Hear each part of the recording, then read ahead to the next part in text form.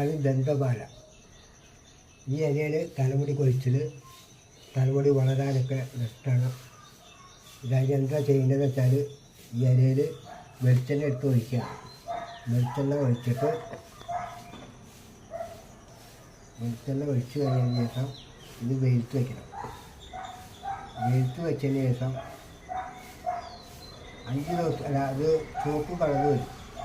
ചുവപ്പ് കളറ് വന്നതിന് ശേഷം അത് തലയിൽ തേക്കുക. തല തേച്ച് കഴിഞ്ഞാൽ തലമുടി വളർച്ച, തലമുടി കൊഴിച്ചിൽ ഇതൊന്നും ഉണ്ടാവില്ല. കിടന്നുറങ്ങാനൊക്കെ നല്ല സുഖമായിരിക്കും. എല്ലാം കൊണ്ടും വളരെ നല്ലതാണ്.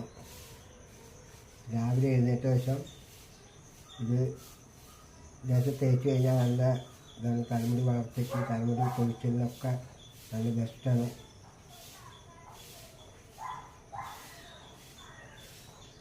ഇത് എന്നിട്ട് വെയിലത്ത് വയ്ക്കുക. വെയിലത്ത് കളറ് വരും.